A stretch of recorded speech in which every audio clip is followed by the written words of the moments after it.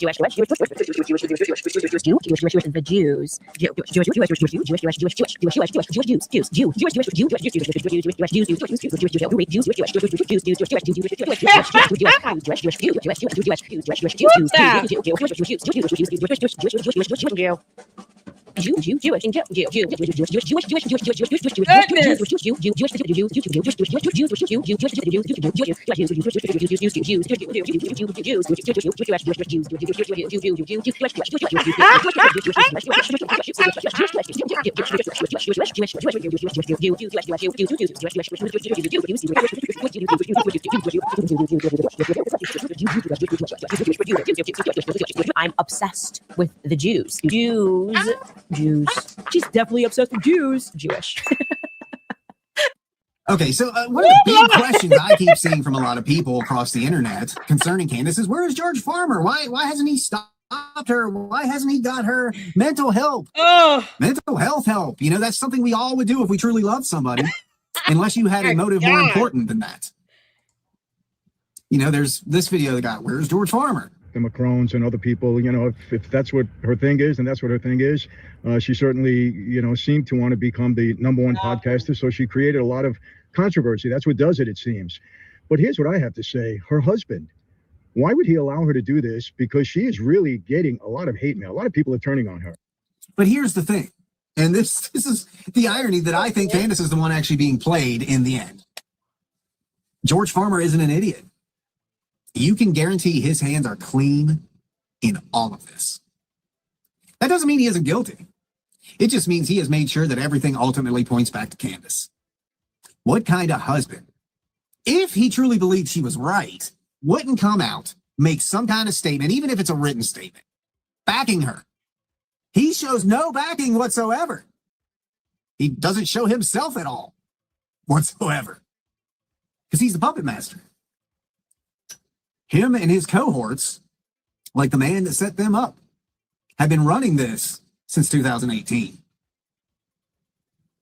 It's what do they call that? The long con, right?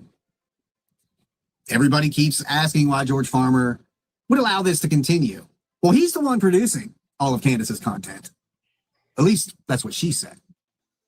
And he's said it here and there kind of nonchalantly in interviews. He's the one writing the teleprompter, which, explains why big words are used and Candace can't pronounce them, let alone understand what they mean. He isn't saying anything because he's profiting too. Millions, my friends, millions. It's an ethical question. I'm not going to talk too much about it, but if somebody I cared about died and I was determined to prove that what was said was wrong, I would not be monetizing it. That's just me. I don't know. Maybe I just live by different morals and ethical standards, but this bitch is monetizing everything. She's got shirts out.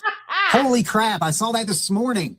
Literally making fun of Charlie Kirk, the man she's supposedly best friends with and the man she's trying to get the truth for. Right. But this is how the system works. If this entire time it had been George throwing out all these conspiracy theories, it wouldn't have lasted. It wouldn't have. But you put that script behind an insane, charismatic black woman, and look at how long it took for people to start standing up against her. And that's one of the things that really irritate me as the small guy here. Okay? I'm not sponsored. Every bit of production, writing, I've got to do myself. Every bit of advertising, what I got to do myself. I don't have that luxury, and I'm not saying that in a jealous way. I'm just saying that from day one, when Candace started her bullshit about this, I was on it, man. And here's the thing.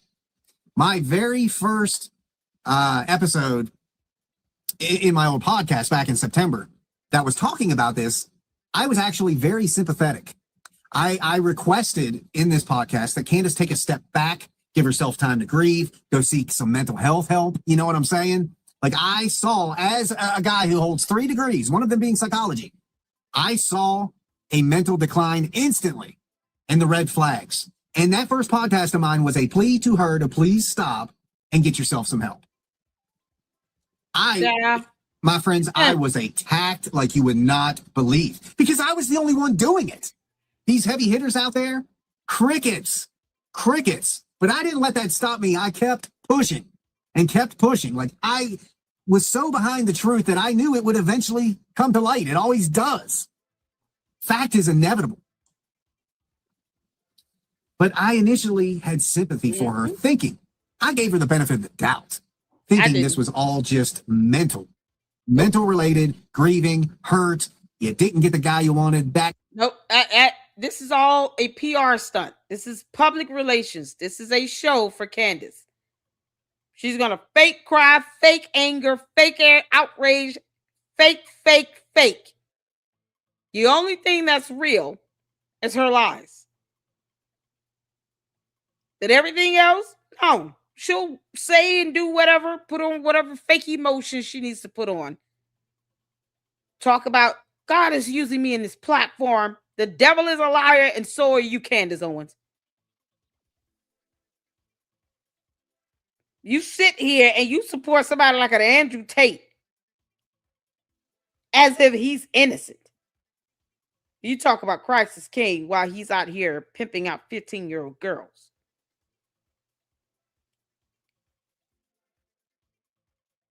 And you provide no evidence on any of this stuff. Erica Kirk is not going to jail because of you. Not at all. You're mean-spirited. You're soulless. And yet you turn around and say you want to be on TPUSA's payroll. That part is real. Candace wants the money. That's it. This is all a PR. This is a show. How do I keep attention on me so that I can keep getting views, clicks, likes, subs? Think in my mind that I'm #1 podcaster on earth so that I can make the most money. Because her cult members have no problem reminding us that she's doing this for views, clicks, likes, and subs and money. So when they're out proving me right and her wrong, how can you argue with that? They're proving me right by reiterating that in the chat every single time, as if they're flexing, and they're not. She's the one saying, I'm not doing this for money. But your cult members and your bots are saying that you are. And they have no problem saying how much money you're making. or that you're rich, or that you're getting all these views, or that you're number one podcaster in your world, in your reality. Even to get a rating of such would mean that it's based on views, clicks, likes, and subs. Impression, engagement. Those analytics that determine whether or not you're number one podcaster on earth, to which she's not. That's a Google search. But since they don't read, whatever. They're idiots. They're just going to believe whatever she says. She's still trying to flex that as if it's an accomplishment while saying, I'm not doing this for views. But that's a lie because you brag about being number one when you're not. So why even lie about that? Why not say, I'm not number one podcaster? Can y'all please stop saying that? You're not helping my defense because they're not. But when you got dumb bots and dumb cult members that aren't reading and looking at letters and numbers to make sense of it, they're just going to copy and paste and keep pushing that dumb narrative as if they're celebrating it when they're actually proving us right when we say that she's only doing this for views, clicks, likes, subs, and money. And then they come in and say the same thing. Candace, I have several comments from your bots and your cult members if you want. You watching already. Say hello to Candace, y'all. Don't make me pull up the photo of Yeasty. Grimace is always watching. Keep proving me right, Candy asses. That's all you're doing. This isn't about, oh, I'm trying to get the truth. She's getting her sources from the FBI while complaining about Fed slop and how she doesn't trust the feds. Oh. It's the hypocrisy. It's just hilarious at this point. So no, she's not doing this to discover any truth. She's feeding her people Fed slop from the FBI. All the time. They've been getting Fed slop. No, she's doing this for money. Candace, you're getting your money. Your reward is what you're getting. That $59 million. Spend it wisely, girl. Kind of thing. I was very tasty. They're going to sue you for it. Not slamming her, not calling her a liar, nothing. It's like, dude, just take a step back. This was back in September, about mid-September when she started the shenanigans. So I'm just giving you that because a lot of you are finding me for the first time. And I want you to understand that I just didn't jump on this because the big dogs were jumping on this. No, little dog jumped on it first, and now the big dogs are playing it like they've been there all along. Like I said, I started my campaign just weeks after Candace began this nonsense back in September. While many of the big influencers stayed quiet, I was there with my little teeny channel, barely being heard, but enough to get slammed to hell and back from her cronies. But I'm still today sitting here fighting to not keep the truth out there, get people to understand the truth. So 6 months later, here we are. But George is running the show from behind the curtain, so he is far from innocent in all of this. And when you have the kind of money that he does, things can disappear, guys, and they have. The internet can get scrubbed. And that's what happens. Pay diversions become a walk in the park for these people. When you've got that kind of money, you can make anything disappear. You can buy the likes. You can buy the comments. You can buy the followers in mass. And we've all seen the bots up and down her chats. Thank you. I mean, everything she's accusing. That copy and paste and still spell her first name wrong. We're at Candace, Cadence, Condense, Condoleezza, Karen. Everything but Candace. Candace. That's why you got all these nicknames for me. We've also named your personalities too. Because the bots and the cult members misspell her name every time. Because they keep copying and pasting. They're not even putting thought into it. When I saw Condoleezza, I was done. I was like, oh, they're not even trying. They might as well just go ahead and go all the way there. Condoleezza. Everybody else up. She is literally the one doing it. And some of you people are hook, line, and sinker. Condoleezza. And part of me, I don't think George Farmer really realized what he was getting into with Candace. He knows. And they agreed to this lavender marriage. Candace fools everyone. that there are many different women I'm married to, because I'm never quite sure who I'm going to get in one day. So it's like someday I'm going to get one personality, and the next day it's this personality, and then you've got your investigative journalist hat on, and then you've got your mother's hat on, and then you've got your Catholic hat on. So, and then you marry this sort of loud American. You don't like taking pictures. You don't like being. Y'all remember when we watched these interviews? Yeah, I was the first one to do it. It's on the playlist. Candace, we did this for a reason. I'm very intentional in the way I move. That's why you watch. You're still bad at this, you dumb heifer. She's still bad at this. Candace, this is why I went over all your lawsuits. How's that federal lawsuit going about that meme coin? Candace is in a pump and dump scheme. This is crazy. In the state of Florida.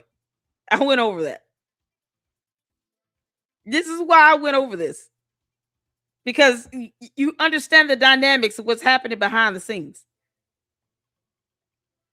This man does not care what she does. And I can't put the onus all on him and say he's the puppet master.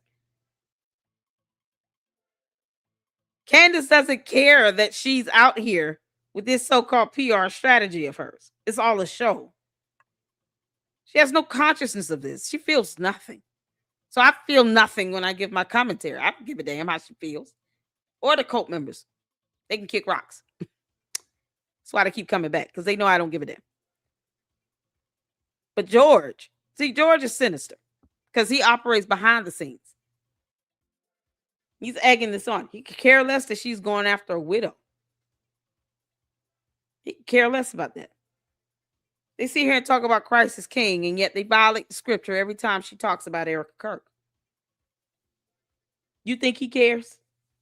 You really think George cares that Erica Kirk is a widow? And the Bible says leave them alone. He doesn't give a crap. He smashes restaurants for fun in the Bullingdon Club. Goes around here and grabs men and tries to kiss on them and touch on their no parts. George could care less. He just sees all this money coming in and he's like, whatever. What you do is put two soulless miscreants together in a lavender marriage. And then they do whatever they want when they're not in each other's presence. Don't expect them to have any consciousness of sitting here going after a widow. No, why would they care? It's not all on him. But if Erica Kirk sues, she needs to name his ass as well. Now do you all see why I keep saying that? I'm right down here. Listen, this dude right here is on point. I'm loving this commentary. Facts Me is awesome. And I'm glad we're checking this out because a lot of the stuff we've already seen, we've already checked out. We've watched their boring ass interview together. The other videos where he has talked about just, how they met and all this stuff for a reason. It gives context. Helps you understand where his mind is when he's standing behind the camera, not giving a damn about her going in on Erica Kirk. So he shouldn't give a damn when he's named as a co-defendant. When Erica Kirk sues her, she needs to name George Farmer as well. And all of his LLCs. Go for the gold, girl. Because he allowed this crap to happen. So name his ass.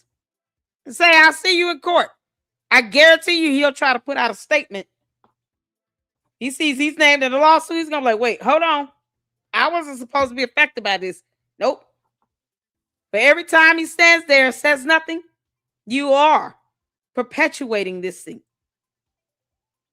So name his ass in the lawsuit. Seen or photographed, and then you marry this loud American. And so you've really had to adjust.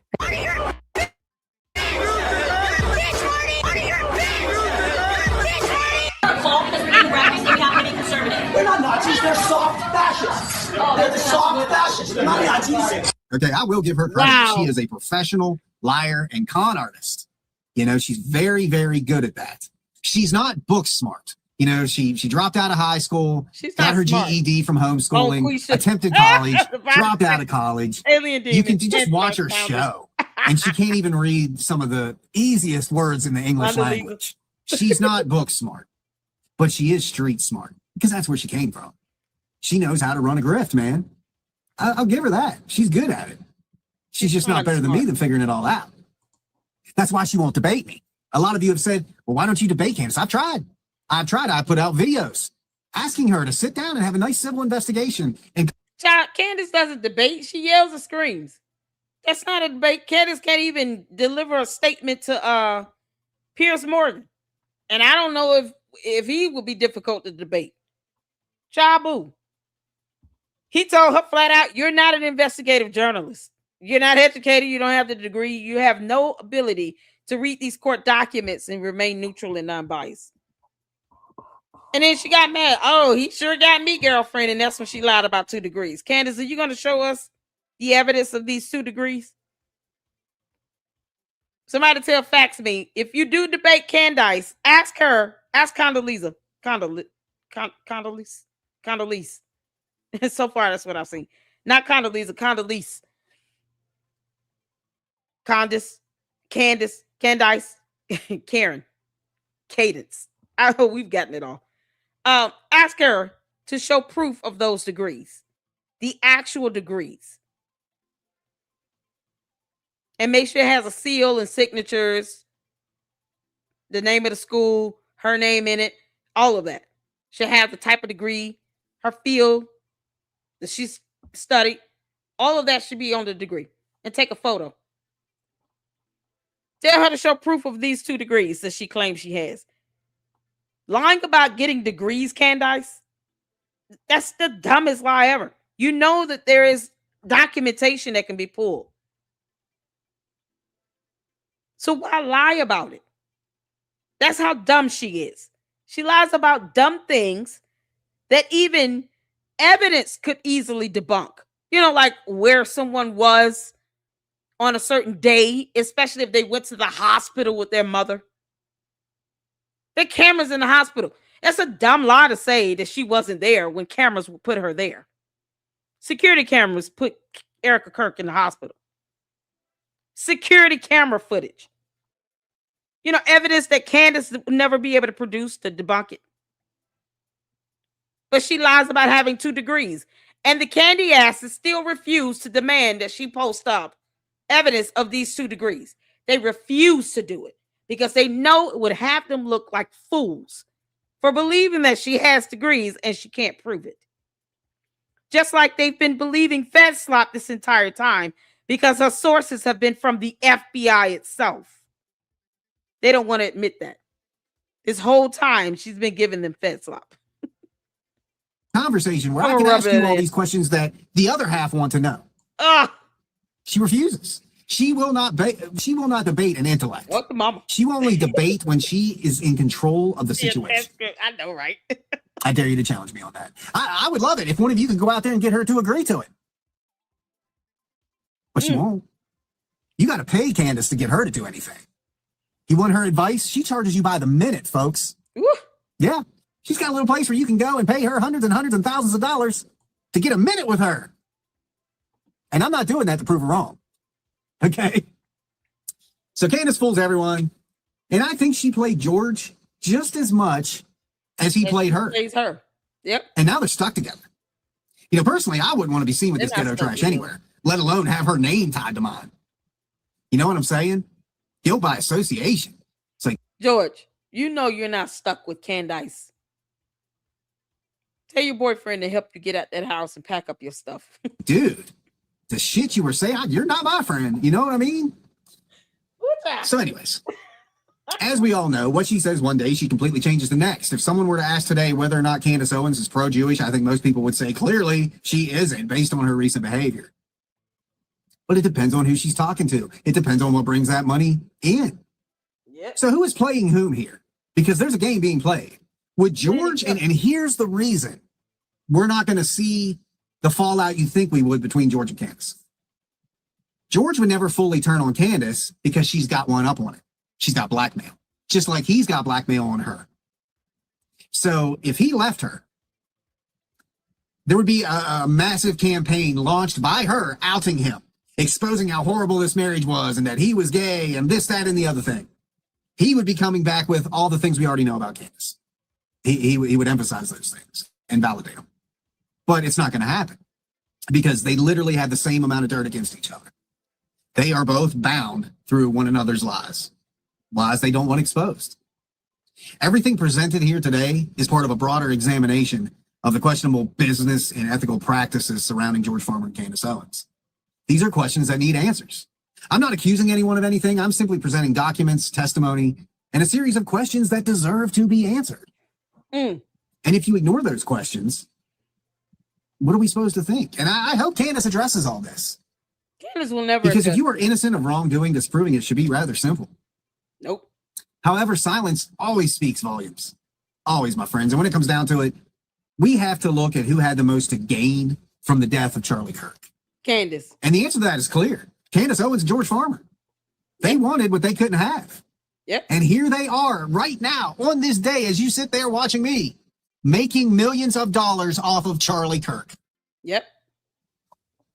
In just 6 months, they have banked millions and millions of dollars off of Charlie Kirk's back. About 6 millions made while tearing down the very company they once wanted to control, destroying his family, putting his family's lives in danger. We know how that leftist mentality. We see it in the news all the time. They listen to crazy people like her and then go out and act on it. Yep. And she doesn't care. But that's going to come to an end. That will come to an end. Sue her. And this is why. You have to ask yourself why Candace is doing everything in her power. Everything. It all boils down to one thing. She is trying to prove Tyler Robinson innocent. She has to. She absolutely has to.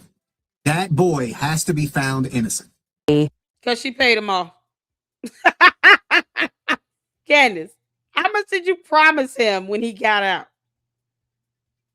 How much money have you promised Tyler Robinson, Candace Owens Farmer,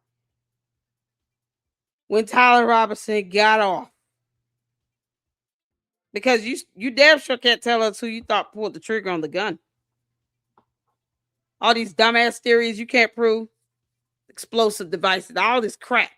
Because you can't even explain the science behind it, let alone physical evidence.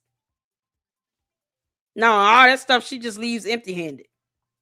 She has never explained the science behind a exploding device and how that could cause the same injuries that will be outlined in an autopsy or medical examination.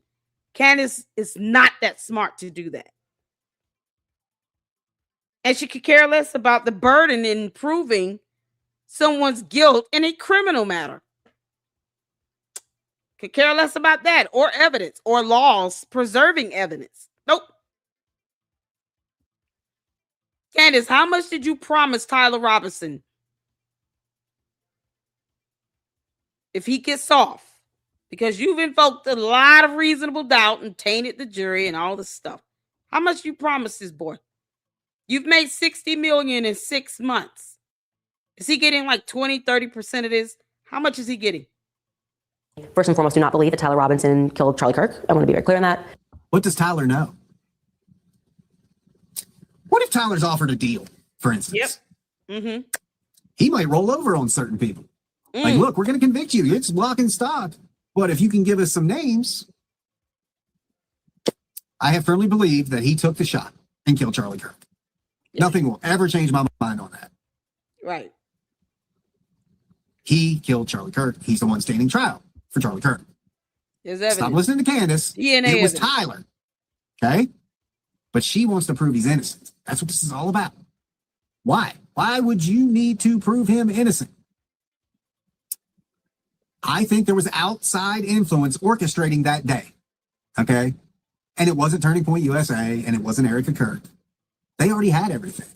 They were living a nice, happy life, Christian life, patriotic life.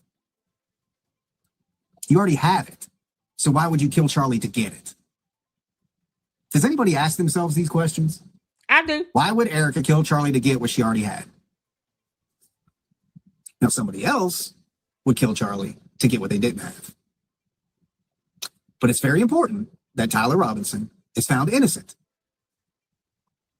So, Candace, how much money did you offer Tyler Robinson? Yeah, we want the data from your phones and your alibi, as well as George.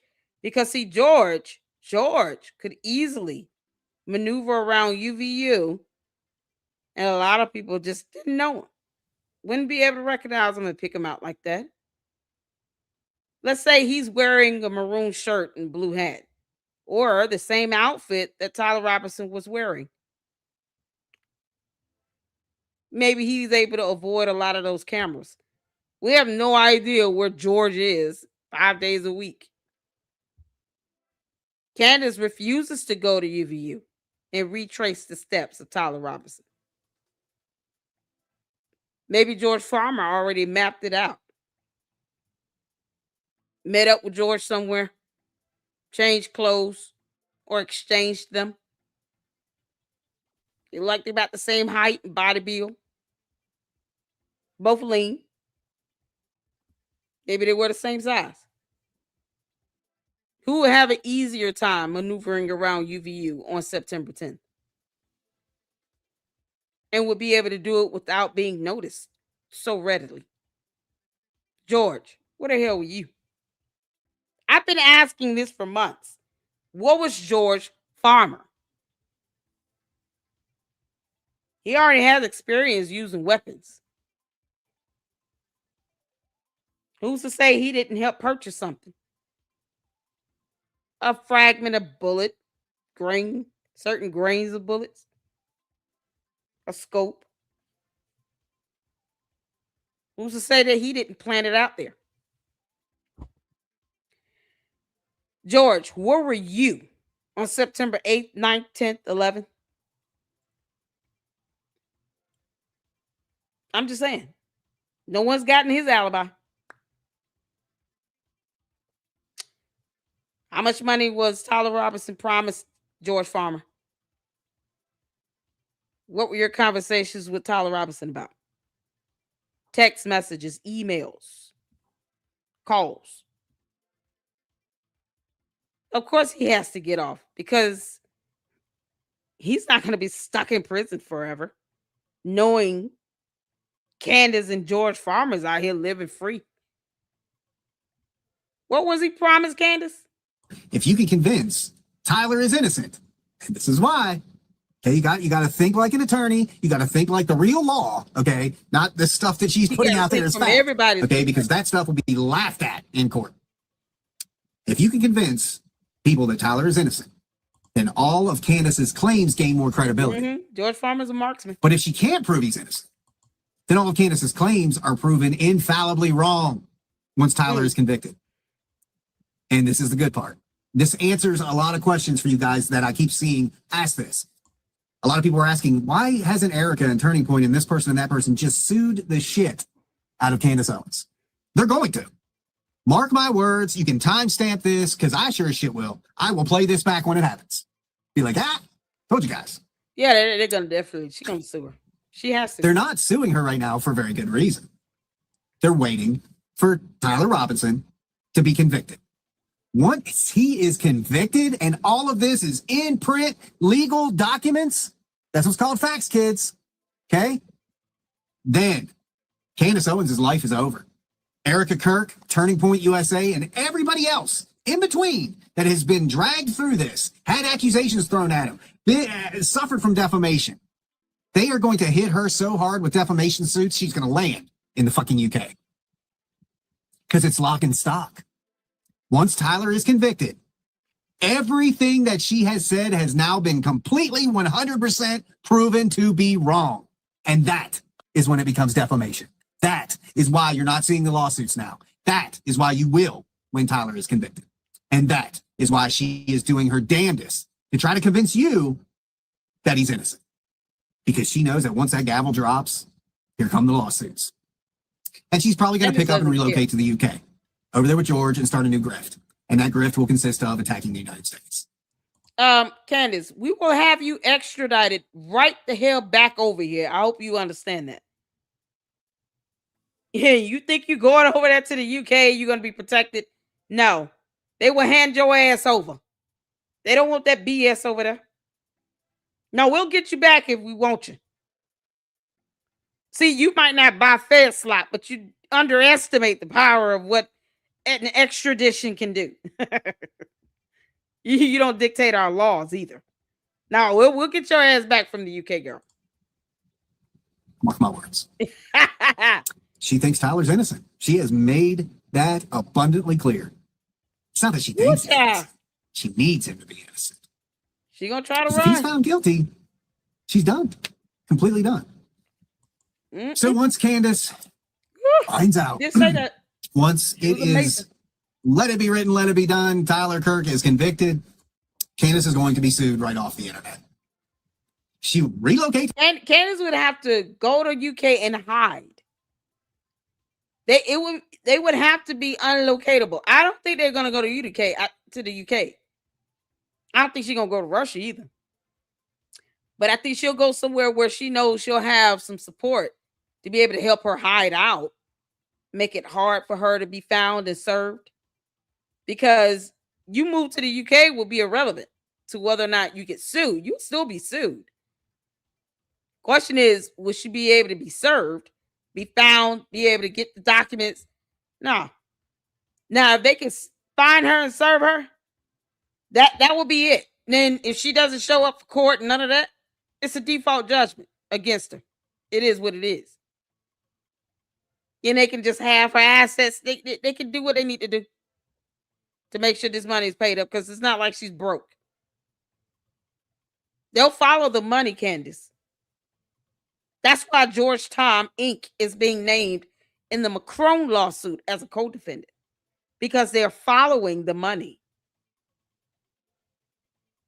Get money in perpetuity, girl, that's forever. So they're like, oh, okay, we see this unlimited stream of funds coming in. They follow the money already. You think it would be difficult for that exchange of discovery to be provided in a lawsuit if Erica Kirk and TPUSA sues Candace? You think that the Macron's attorney would have a hard time giving that discovery over to help Erica Kirk and TPUSA in their lawsuit against them? They wouldn't have a problem at all. Here you go. You might want to follow this money here and this LLC, and here's some discovery on this, because this is gonna help your case out. Follow the money. They're gonna do that again and again and again. Candace, keep crying and talking about you broke, and people will continue to follow money and find hidden LLCs with hidden revenue streams that is in perpetuity. Keep on putting yourself out there, dummy.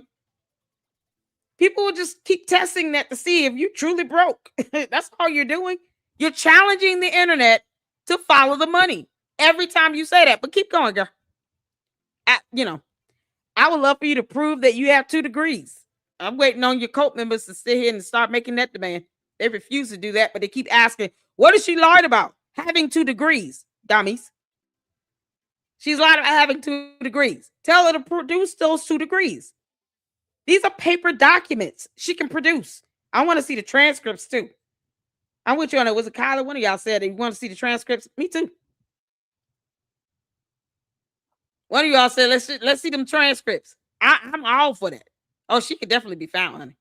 Somebody said Qatar, Vietnam, Saudi Arabia.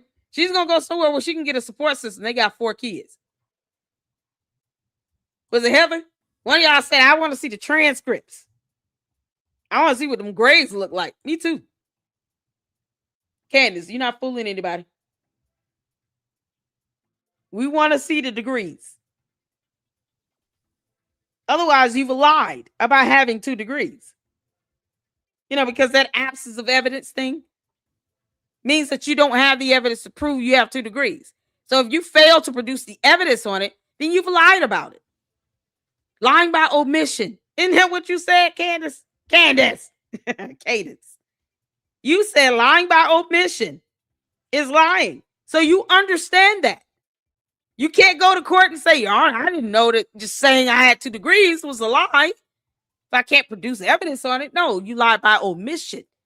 So since you understand that legal concept, because you said it in a whole video about Bibi Netanyahu, lying by omission, you understand that concept very well. You are lying by omission by not producing the evidence of your 2 degrees. So why say you have them if you can't produce the evidence of it? Once again, it's a dumbass lie to tell. But the candy asses in the box refused to demand it. Candace, can you please? Lady Luck Club is hammering it in about these degrees, girl. Just post the degrees up. Candace, I dare you to post your 2 degrees. I dare you. I triple dog dare you. Post them up, girl. Make my day. To the UK, just like I said, and start a new grift there. You just wait and see. You just wait and see. The reality of it is this. Candace needs Tyler to be innocent. That's not going to happen because the rest of us operate in the real world, not in the ghetto grifting dimension Cuckoo comes from.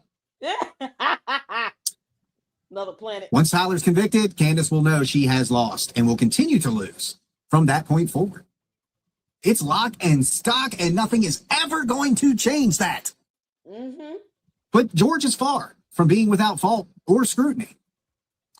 And as this deep dive continues, I'm going to start unraveling more pieces and lining up those sweet spots so this entire picture begins to make sense. But now, you guys, you factivists, you have more information. You have a clean timeline. You have more association with sex traffickers and sex offenders. You have this new motive. You have all of this now laid out for you in this episode. And there's more to come. For example, this picture. I'm very curious about this picture. Because it's like, that hair looks really familiar. Is it just me? George! George! Is that you, George? George! George. Is that your Adam's apple? George. Y'all, what about the forehead? We got to evaluate this. Who are these people back here? They can confirm who this is. Who's this guy? George. Is that you with Jeffrey Epstein? Here's the thing, George. Did you know that Candace's relatives in the Virgin Islands had a port that Jeffrey Epstein used? I think George knows a whole lot more about Candace than he wants to let off. George, obviously you knew there was information out there about Candace's relatives going back to St. Thomas, a certain port that Jeffrey Epstein used, was able to get permits. George, don't pretend like you didn't know that information did not exist, because I think you knew it did.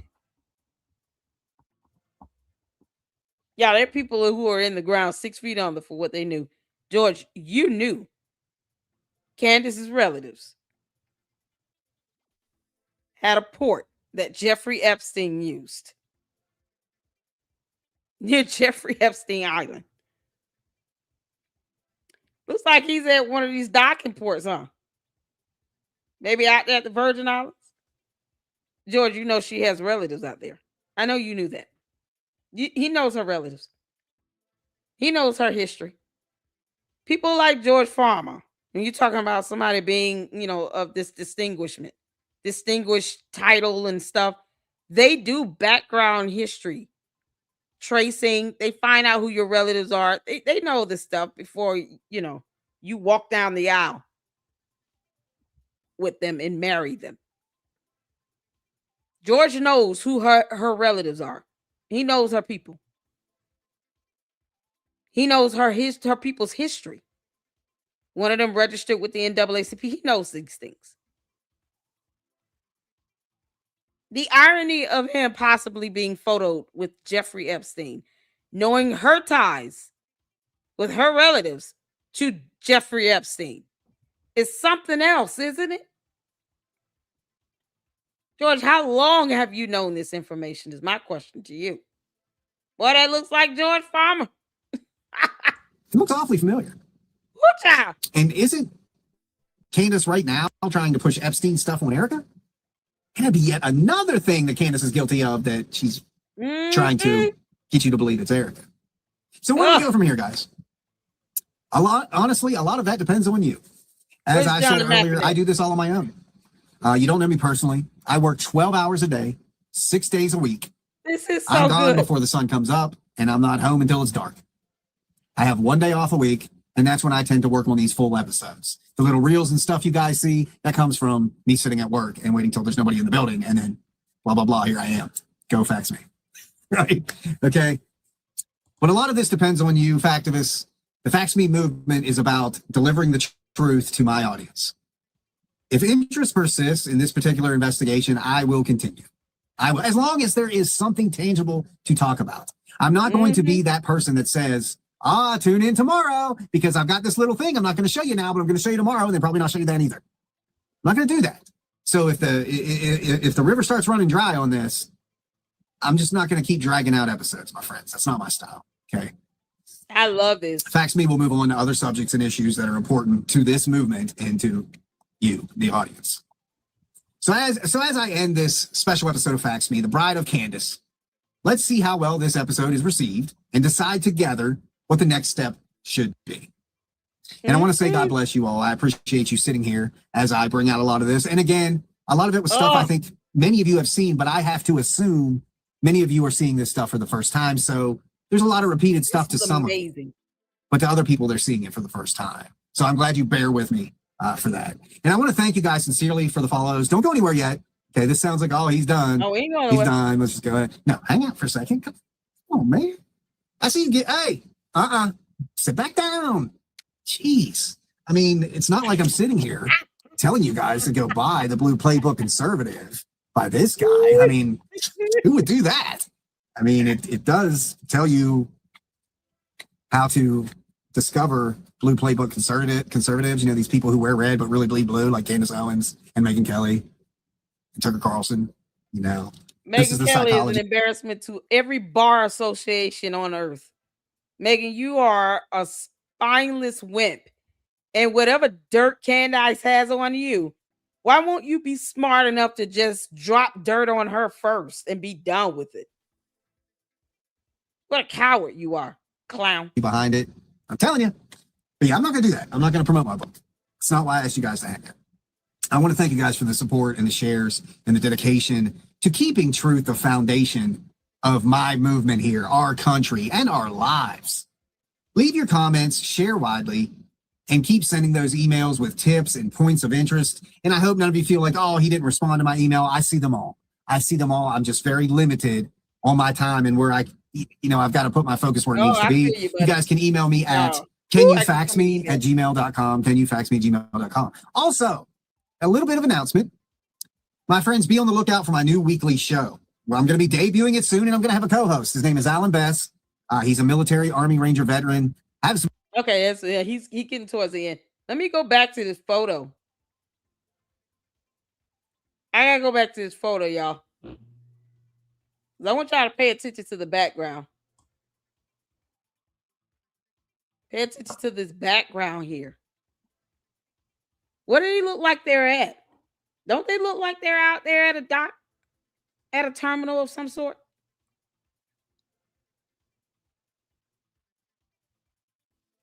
I need to snip this photo. Hold on. Oh, dear Lord.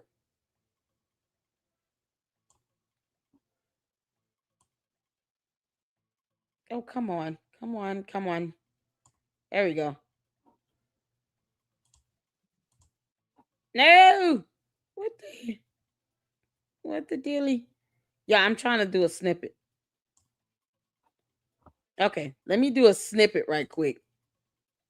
Because I want you all to tell me, doesn't it look like they're out somewhere on like a beach or a docking station?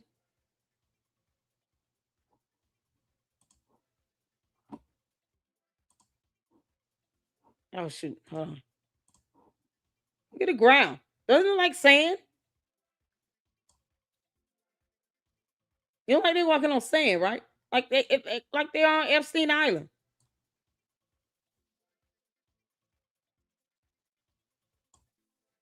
Is it just me? It look like sand to you all?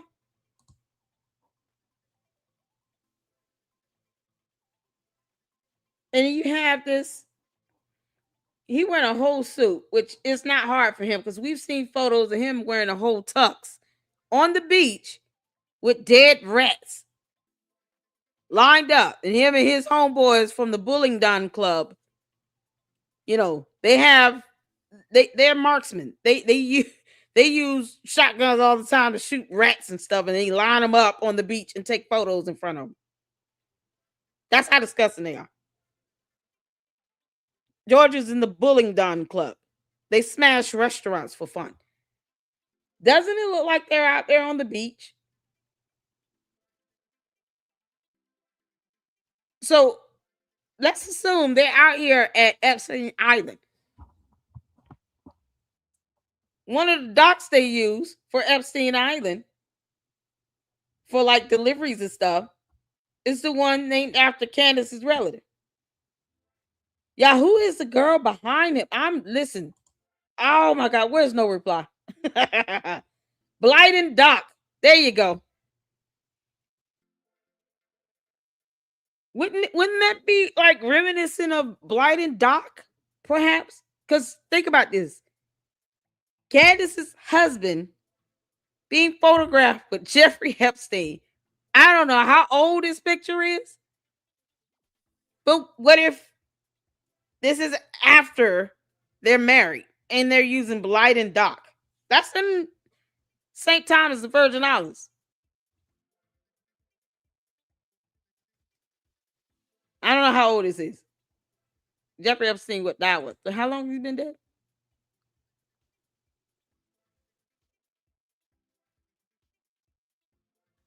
Yeah, this looks like they out there at the beach. They're drinking champagne. Obviously, they opened something new or whatever, celebrating. He's got a glass of champagne back there. She looks concerned. Who is she? Does it look like the same lady that was in the photo with Candace?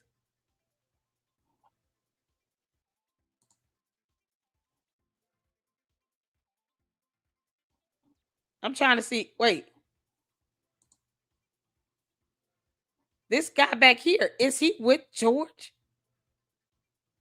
Is there a way to remove this? Because some people have been able to unredact this stuff. And they use a software program to remove the redaction. Believe it or not, sometimes they don't always redact properly. Yeah, this is crazy. We imagine like this definitely looks like George. Who would be this guy here? This is so crazy. And why would this be blacked out? Unless he's wearing some pin. Because why would they black this out?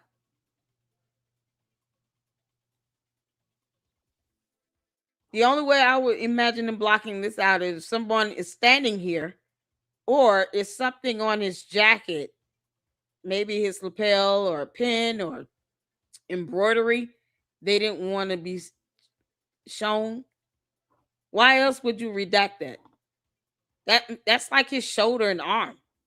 So either someone's standing here or there's something that was embroidered on him or he's wearing a pin or lapel or something and they wanted to redact it out.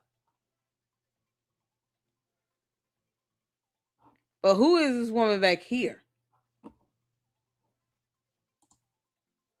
Yeah, this is so weird.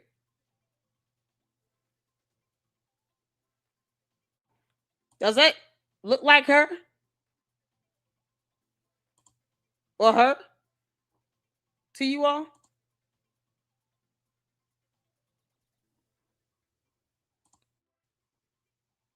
Y'all, this is so weird.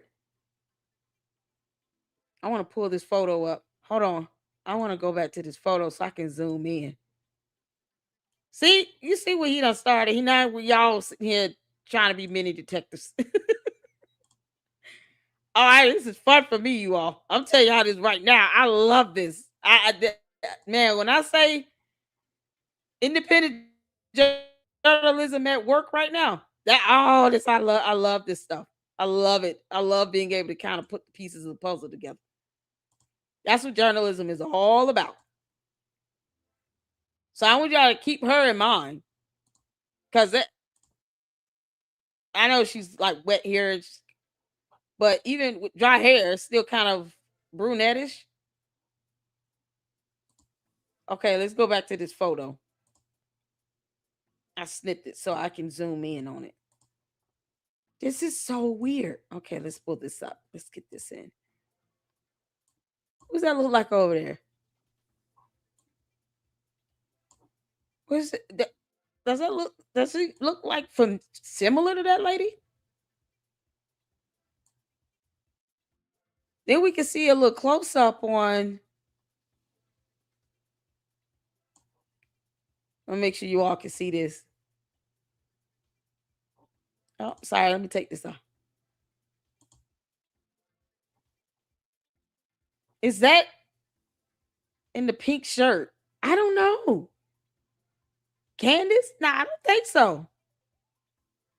The hair is too full to be George. He also has curls, does he? But see, you gotta remember now, this is when Epstein was alive. So Epstein was arrested, jailed on July 6, 2019, died August 10, 2019. So this had to be earlier, 2019, maybe 2018.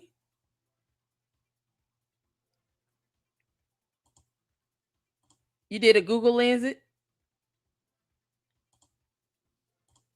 His hair is long there. It is. Yeah, her grandfather was African American. Mini docs and pics. The guy behind them looks like they are together, dressed the same. They do. Oh, that's a good catch, Melinda. Y'all look. Oh, hold on. Let me zoom. Oh, they wear, yes. Look. It's like a uniform. He has on the same button-down blue. He's got on the same jacket back here with the glass. He's got this pin on his. I don't see one over here, but yet we can't see the full area here. And the only reason why you would even redact this part is if someone's standing there, or maybe he's holding something up because this is the rest of his arm, or it's something on his jacket. And there's a pin. I see like the top of it right there. And this girl back here looks like the chick that was in the photo with Candace. Just she's similar.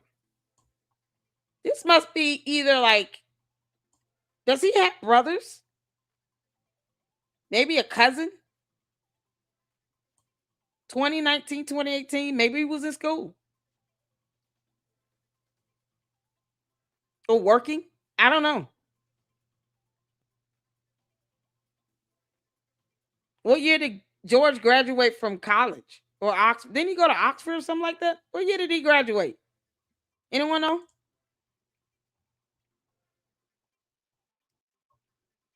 Hey, Laurie, how you doing, honey? Yeah, they do. Y'all, they look like it's that Bullingdon Club. Is it a member of the Bullingdon Club? I don't have AI. I don't have the software. What software? AI? Y'all got to tell me the software to use to do a reconstruction. I just want that redaction pulled off this. Maybe this was the Bullingdon Club event. They celebrating something, and they're on a beach. I see sand. Could be St. Thomas official because Lex is holding champagne. Exactly. They said they got champagne. The brunette girl is also wearing the same button-up shirt and pants, minus the navy blue blazer. And the shirts look like a soft blue. They don't even look white. It could be my eyes, but they don't even look like white button downs. They look like a soft bluish color.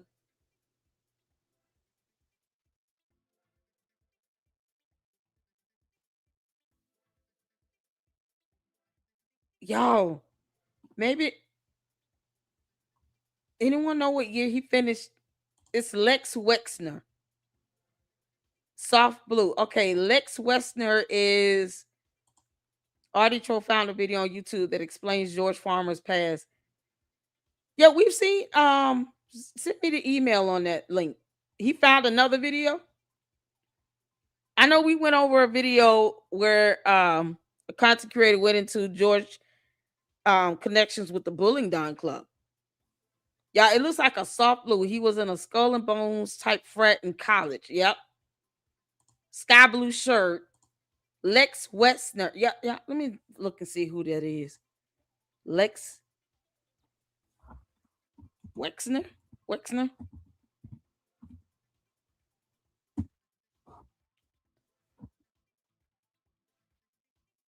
Oh wow. Okay, so Lex Wexner and billionaire Charles Bronfman formed an informal pro-Israel lobby group called the Study Group or Mega Group.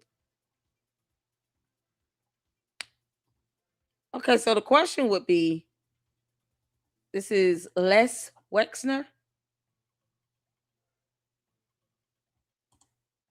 Looks like George's friend in the Bullingdon Club. I'm telling y'all, this might be the Bullingdon Club. Because they wore like the same tux and stuff when we saw the video and they were out on the beach with the dead rats. They pretty much was like wearing the same tux and little vests and everything. Like an initiation of some sort. Les Wexner, the owner of Victoria's Secrets who funded Epstein. I don't know. I'm reading about it. It's I'm looking at Forbes. Everything we know about Les Wexner in the Epstein files. Let's see. Yep. Victoria's Secret billionaire who was named as a co-conspirator in a 2019 FBI document recently faced members of Congress on Wednesday in Ohio. Yeah, this is pretty old. Let's see. Blah, blah, blah, blah.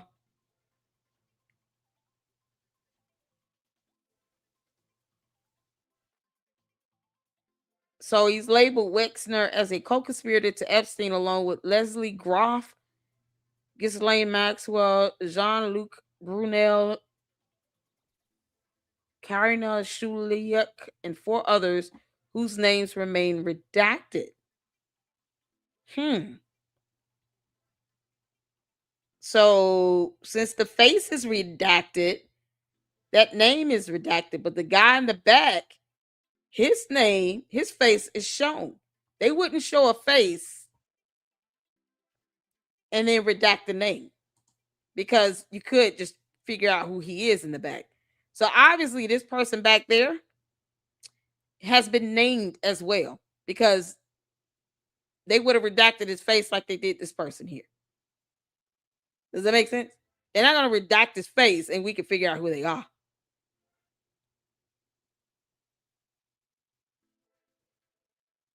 So he graduated with Oxford with honors. Do a reverse lookup of the guy in the back. No reply, might be able to find him and see his friends. Yeah, I am. The guy in the pink shirt is Lex. You wear a matching suit at a wedding. Or yeah. Or unless, yeah, could be a wedding, could be a business deal, celebration dinner, some sort. Navy blue with the sky blue dress shirt. It's so weird. And one of them is wearing a little button on his lapel on the suit jacket. If the pic is from the files, it is. This is redacted. The guy in the back is not going to be redacted. So pink shirt is less. The guy in the back is going to be named because he would have been redacted too. His face would have been redacted if they wanted to redact him.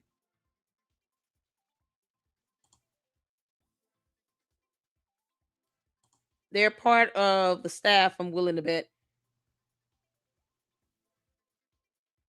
Maybe they work for him. Did he work for him? Maybe he interned or something? I don't know.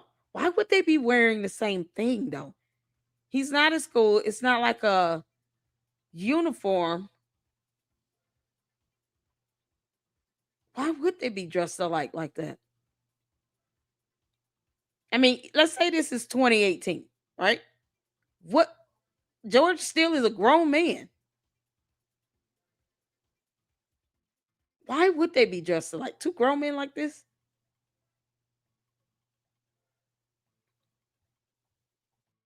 He wouldn't be like an intern or anything for Wexner, would he? And then the one in the back. Why show his face, but not the one that's standing next to Wexner?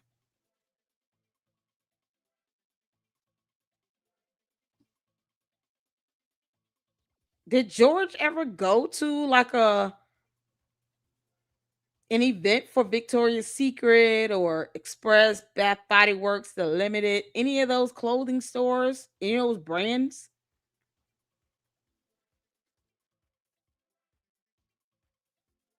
Did he ever work for Lexner? Hold on, let me just Google Lex Wexner. Les Wexner and George Farmer.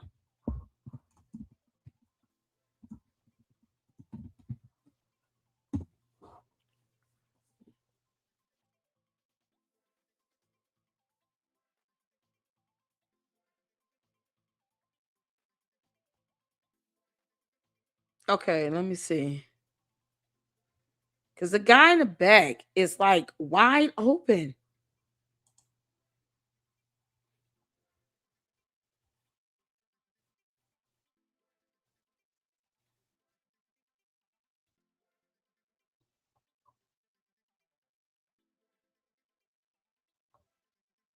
Yo, what?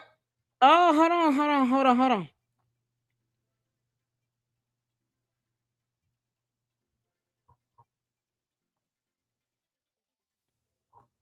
Okay, let me pull this up. This looks like it's the same photo from the same day.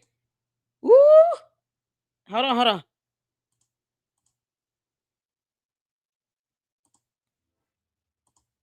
Y'all, don't this look like it's a photo from the same day? Y'all see this? Except this is a woman in the female hands. But it look like it's from the same day, right? It's the same day? Oh, yeah, this the same day. It's just a different photo. You created a pic with AI. I recreated it. Is the mascot Kushner? I don't know. So this is a different photo, same day. Oh, okay. All right. So let's see what was going on. A man who appears to be Les Wexner Center puts his arms around Jeffrey Epstein love and a person whose face has been redacted at a social gathering in this undated image. The image appeared in the page after Wexner's handwritten note in a 2003 book celebrating Epstein's 50th birthday. So this goes back to 2003, more than likely, but they are definitely at Epstein Island. They're celebrating his birthday. And Epstein's birthday, like they got on long sleeve shirts and sweaters and stuff. When is his birthday? It must be in the wintertime. So this is the same day. Now, why are they dressed alike in this photo? Why would those two men be wearing the same thing? Like, he's got on okay, this is a sweater with a button down. She's got a glass, so they celebrating his birthday, so they got the champagne for that. Unredacted draft message by it talks about the two being involved gang stuff and about the debts. ST, which is man owed each other. Last week they shared a close relationship. I want to know who was there. Okay, so now we have to see like who was at this 50th birthday celebration. Because what else could they be celebrating? That would make sense. They are celebrating his birthday on his island. Because they're on the island. I want to know who the other two people there, because this definitely man is like George. And the other dude, and they come out there wearing the same thing. And if this goes back to 2003, maybe he was in school. When did he graduate?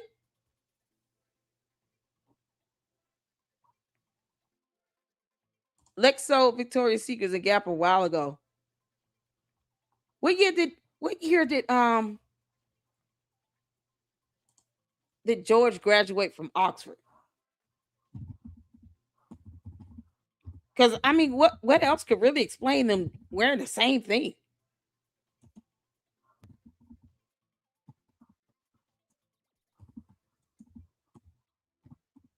Like otherwise, like that. That's so weird. He graduated.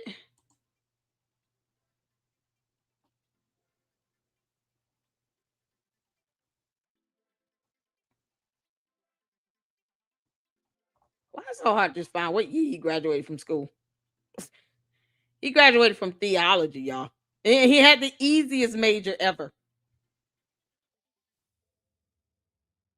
Because I'm like, why else would him and another dude be wearing what looks like a uniform, if anything else?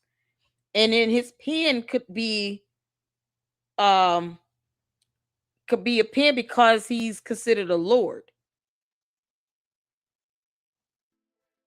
So that it's kind of like a designation of something. And they covered that up.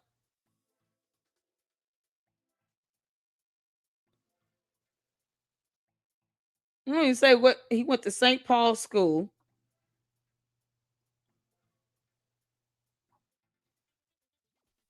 He's born in 1990, according to one source.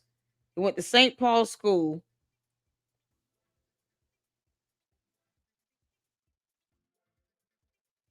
And they wear a uniform there. He also went to University of Oxford.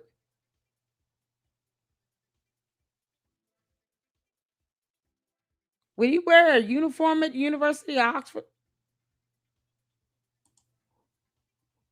So that would be around 2003. Yeah, right?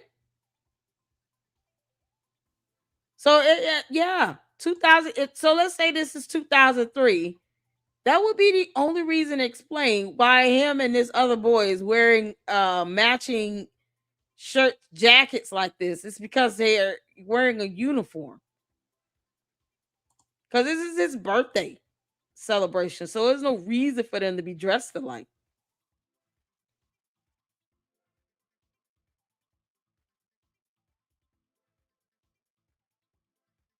Yeah, so there's no other reason for them to be dressed like they out there just celebrating his 50th birthday. This is around 2003. George would have been in school. So this could be a schoolmate. And my whole thing is, why not redact the schoolmate? They weren't minors. I don't think they were minors. I hope not. But why not redact his photo? They didn't blur him out at all. And I think this has got to be a uniform. And they just covered this up because he's wearing a special lapel pin because of his designation with his family, because he's a lord.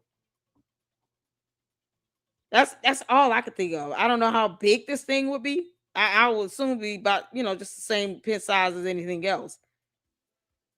But this kid isn't wearing anything. But I mean, we can't see. But why redact him and not him?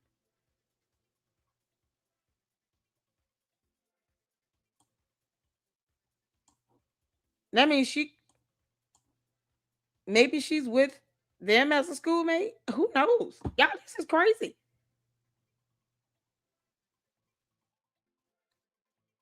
Yo, this could be around. Oh, this could have been him in school. George would be 13 in 2003. I might not be him then. And there's a pic of George wearing the same outfit at a PragerU convention. Oh, let me see.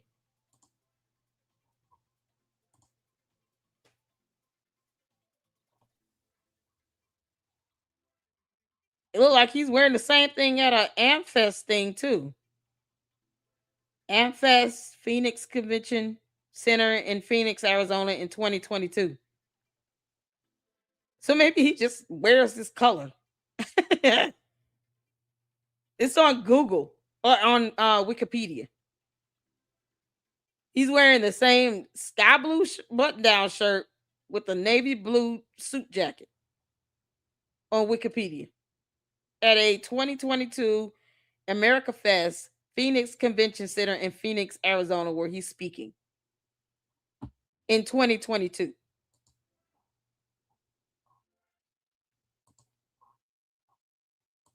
Maybe George's frat brothers at college. Epstein was in his 40s in 1998. Y'all, this is so weird. He would have been 13. If he would have been 13 in 2003, then now I would hope he would not be out here. I would hope he would not be out here. Isn't he older than Candace? Yeah, no, he was born in 1990. But see, Candace was born in 80. Y'all, this can't be right. What year was he born? What? Y'all remember he had like 3 different birthdays? Was he really born in 1990? What year was Candace born? Oh my God. There's a reason why there are 3 different birth dates out here for George. July 9th, July 7th, 1990 is what I'm seeing on Wikipedia. What year was Candace born? God, 1989? 1986? What? Yeah, this guy looks like he definitely has to be 18. Let's just hope and pray. This guy is definitely 18. Yeah, Wikipedia is saying George was born in 1990. So if this was 2013, that's one thing. If this is 2003, he wouldn't be old enough. But if this was 2013, he would have been 23. Y'all, I'm saying we gotta solidify what year this was done. Because if this is 2003, that's a problem. He wouldn't have been old enough. He would have been 13.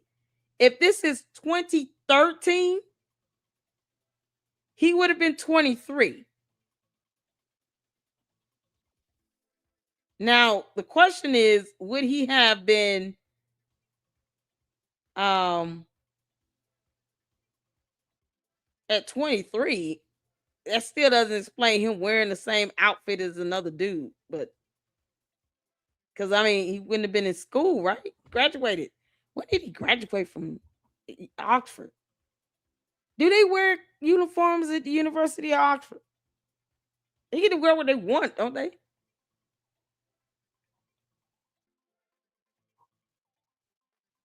Y'all, this is crazy. We gotta confirm what year this photo is, because this is undated. It's saying this image is undated. They're just basing it on it where it was found inside of a notebook. So it could be 2003. It could be 2013.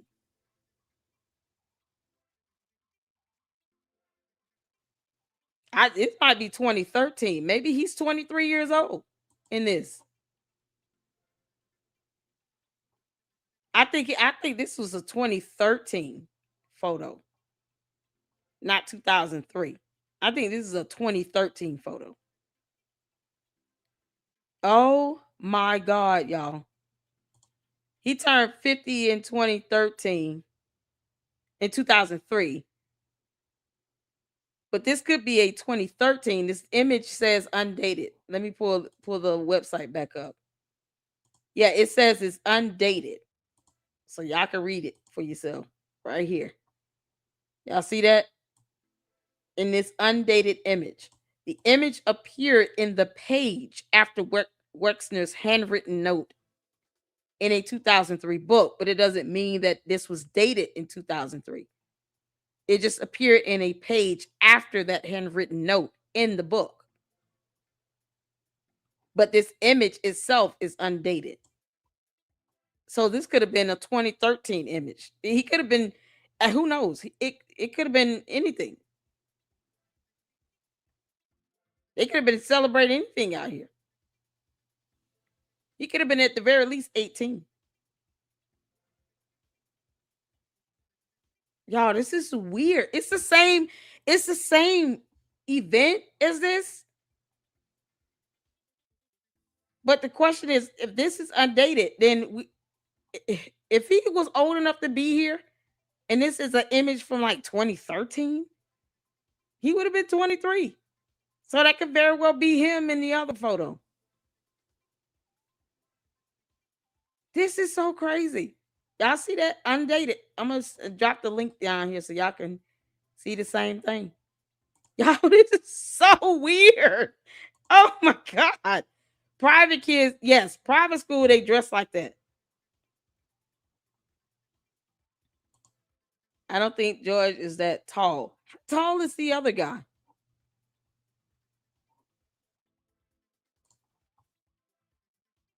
Let me go back to the photo. Okay, y'all got the link for this article here. So it says here, this is undated. So he could have been very well 18 years old out here. Why would he be there? Is my question. Like, what could he possibly be celebrating unless it's some sort of a business deal? What could he possibly be celebrating with Jeffrey Epstein? Maybe did his dad have any business talks with Jeffrey Epstein? George Farmer's dad?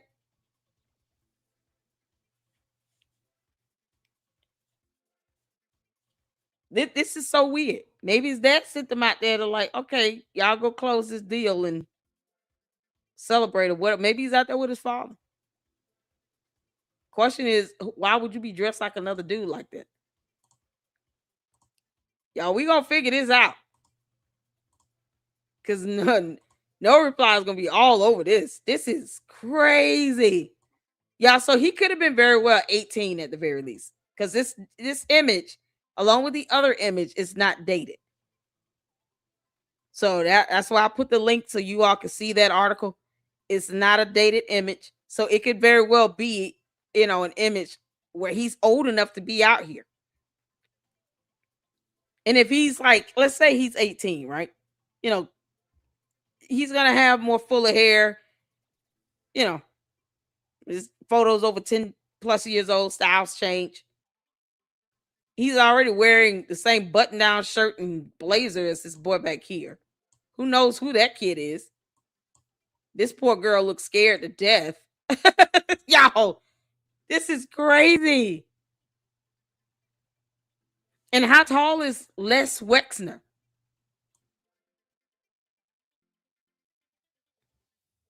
This guy back here is spooky looking. I don't know why. He spooks me out. But the fact that they did not redact his image speaks volumes. Because why would they redact these two if they're innocent bystanders? Why have him redacted? This is so crazy.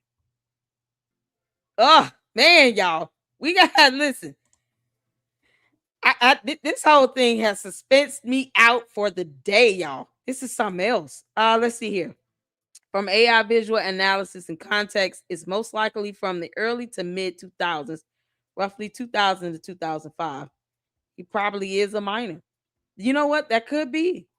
That's why it's redacted out, because he was the minor. Could have been in a boarding school. But then that wouldn't explain why this kid is not redacted out. They're about the same age, unless he was 18. Could have been Photoshop. Child. Y'all, it could be a whole lot. Where are his parents there? That's a good question. That's why I was just saying. Maybe he was out there with his dad. Oxford University students only wear uniforms for exams and graduation. Okay. That's good to know. Let's say that this was like beginning of him going to Oxford. My question would be, why redact this one person? Of all these people, why is this person redacted? Their image and no one else's. Not her, not him, but him. And that's it. And you took time to redact this over here because he's wearing the special pen. We clearly see the top of this pen right there. And I'm sure he would wear that, seeing that he's a lord from the UK. He would wear something of distinction on his jacket, because they do that. Like, where's Francisca? Don't they wear these little special pins like this? Francisca? It would say something like, House of Lords, or House of, what would it say, something along the lines of that? Correct me if I'm wrong. I'm trying to look that up. House of Lord Farmer. Something to that extent. Yeah, wouldn't it say something like that? House of Lord Farmer or something like that on the little pin?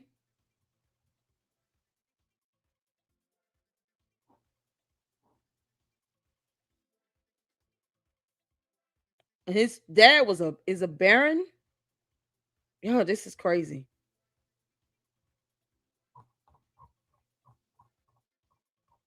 I thought they did wear those little pins on their suit jackets on the lapel. Look at that young girl's face. I know, right? She looks super young. That's her husband? Her husband in the back? I don't know. She looks like a college kid. They both look like they're college kids. She definitely looks like she in college. Barely like 18. Epstein was how tall? How tall is George?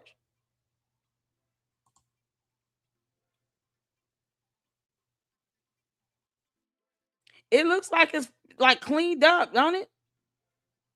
Oh man. That would be crazy if he photoshopped this.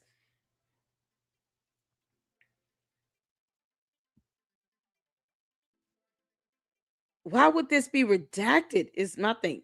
Like, of all things, they photoshopped and redacted that. Like, that's so crazy. Would this be found in? This would be in the Epstein files as is, right? Like, this image should be in the Epstein file. Now, we shouldn't have a problem finding the same image in the Epstein files. That's what we would have to. I would have to start there. I would have to start with the Epstein files, and then find the same image, and then of course compare and see if it was Photoshop, what they cleaned up. And then I think the only reason why this is redacted is because of that lapel pin. Now, Kurt said you'd be surprised to know the people who've been on that island, from Trump to Elon Musk and all most senators, and the things that was discussed on the islands, that what they trying to cover up. I know. That's why I was like, George is 5'11". George 5'11"? Oh, I didn't know he was that tall. I think they would, y'all, this is crazy how this one lapel here, they put this whole block just to get this one lapel. Because that's clearly a lapel pin. Because he's relevant today? Maybe. Or celebrity or underage. But the one in the back, he looks like, that's not the same kid he was hugging on in this picture, was it?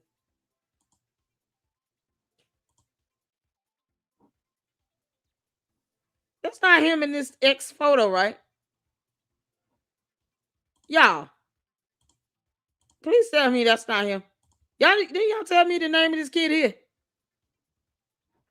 Y'all tell me the name of this kid. What's his name again? That can't be him in the back.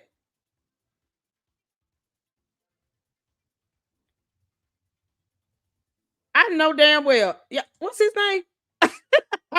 Come on, man. Charlie Puth. That can't be that. That ain't Charlie Puth. That's not Charlie Puth in the other one. Nah, that can't be Charlie Puth.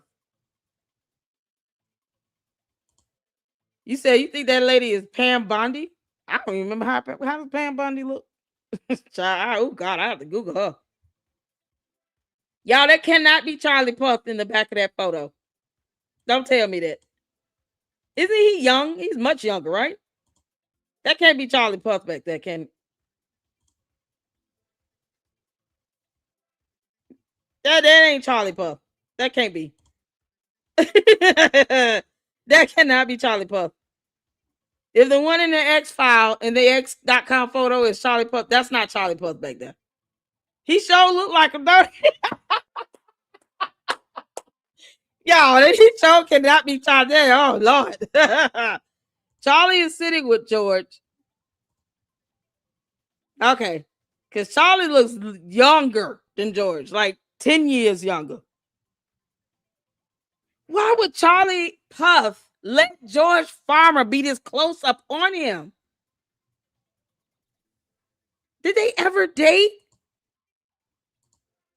Oh my God. Did Charlie Puth and George Farmer ever date?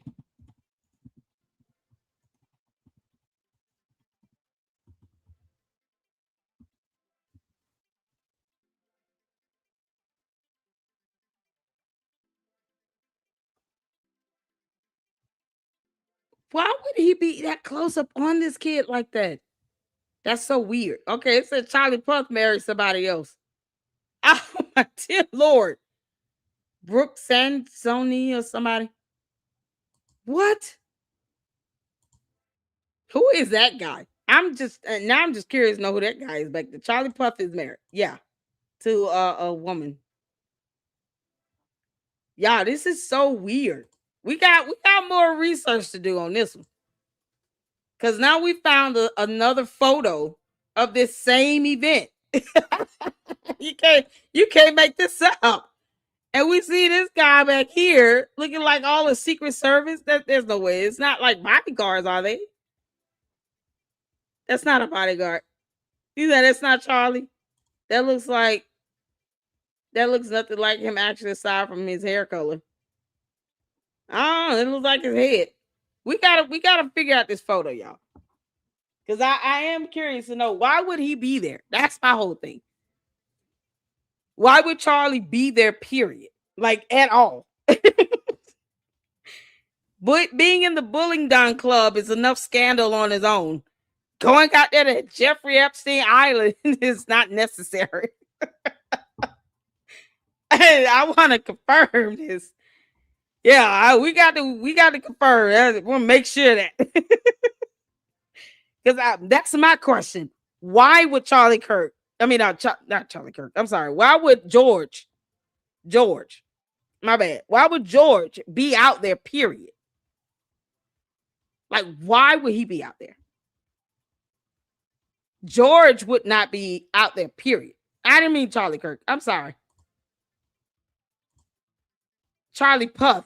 I thought that was Charlie Puth, and it wasn't. This is somebody else completely different. George, my question is, why would he ever be out here on Epstein Island? Even if he was in college, or let's say he graduated, he was out here doing a business deal, right? Why would he be out there without his dad? And why is he dressed like this kid back here? Google says Ken Bauman. Ken Bauman? Who is that? Ken Bauman? Ken Bauman. Hold on.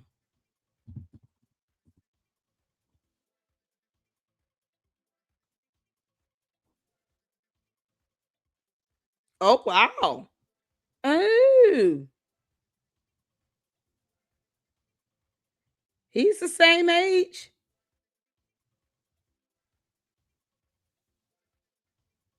He's a actor, a former American actor, writer, publisher, and book designer. Known for playing Ben Boyowicz in The Secret Life of the American Teenager.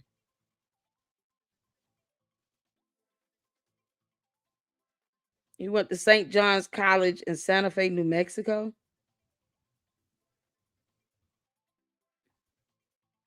What would his affiliation be to Jeffrey Epstein other than being in a movie? Maybe Epstein sponsored his films or something.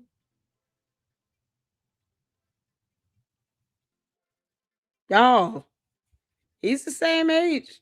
He's born in 1990, 89 or 90. They don't even have his full birthday. Kenny Barman. Wow. This is crazy. Why would he be out there? Maybe he was trying to get some help with his books and stuff in this film. Yeah, it does look like him. That definitely looks like him. I'm looking at the images. I just Googled him right quick. That definitely looks like him. He looks so young. He does not look happy.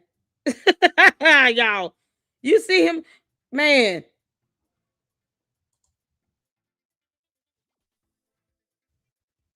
Y'all sure that this is Charlie Puth at this restaurant and not the same Ken Barman? Why do they all look alike? Well, he looks alike. He's adorable. They favor a lot when he was young.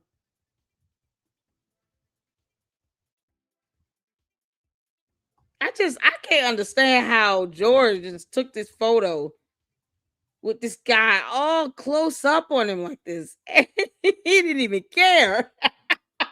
Yeah, this is weird. How did you not think that anyone would be asking, like, why are you this close to him? Oh man.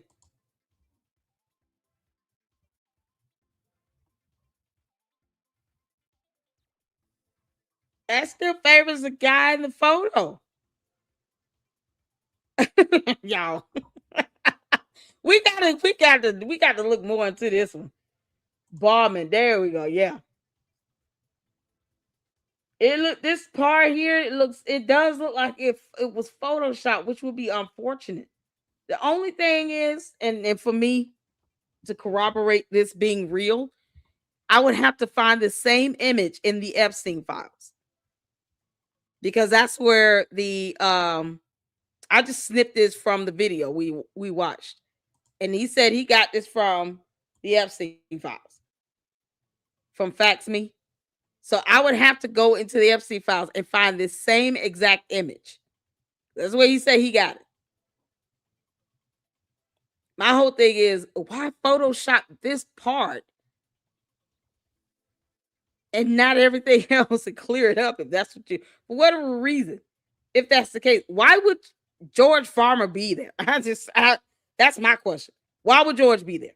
Why in the hell would he be out here taking a photo with Jeffrey Epstein? Of all people. And who is the guy in the back and the young lady? Because she looks terrified. She looks like she's scared out of her mind.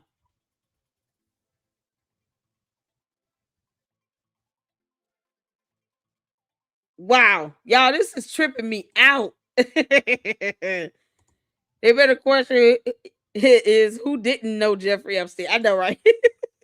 Secret Life was a good show. Epstein New Talent Scouts. Maybe that's what he's out there doing, solidifying, book deal or movie deal. The guy in the middle with the pink shirt has ghoulish eyes. Oh yeah, he's a ghoulish man. Y'all hit that like button. Listen, we've been at this for 6 hours and 27 minutes. I appreciate you all tuning in to our marathon. We got to do another one tomorrow because we got more content and we got to dive into this photo and this connection, possible connection with George Farmer and Jeffrey Epstein. Why would this boy be out here taking this photo out here? And who's the young man in the back? We got to figure it out, y'all. Because now my interest is piqued. Candace. Produce copies, the proof evidence of your 2 degrees. That's at this point. Because this right here is a lot more interesting. Oh man. Oh my good grief. Y'all, this is awesome. You say, yeah, we're gonna go. I'm gonna have to go through the Epstein files and find the same photo. And then I'll be able to at least corroborate it and say it's the same thing, and then do side by side so you all can see the evidence side by side and go from there. Just for my comfort and then find out who this is. This looks like George hair. His hair was a lot higher and a lot more bright in the video with the Bulling Don Club. A lot more blondish. And it was worn a lot more higher when he was younger. That's why I said, like, hairstyles even changed over the last 10 years. And he had a lot more hair on his head. Y'all, we got, oh man. Yeah, I'm gonna email it and no reply. Y'all, we gonna get down to it. This is something else. You beat Lennon on it. Oh, I beat Lennon before, honey. Thank y'all so much for tuning in, you all. This has been something else. Thank you guys so much for your support here. Make sure you hit the like button. Hype these videos up. Thank you all so much for sending over Facts Be my way. This was an awesome video. It was like an hour and 44 minutes, but he did a great job. And we checked out a lot of great content today. So I appreciate you all. I'm going to schedule the live stream for Tuesday with Joshua Carr, special guest. I'm excited, and solidify our collab with Gary at Paramount Tactical. I'm excited about this week. So you guys tune in and look out for those notifications and come back tomorrow. We're going to have to do another little mini marathon and do a few more videos in, because this is something else and it's hard for me to do some stuff during the week. But I appreciate you all so much. And we're going to end it here. Y'all get some good sleep. And I will see you all tomorrow. And until then, Lady Luck Club out. Deuces.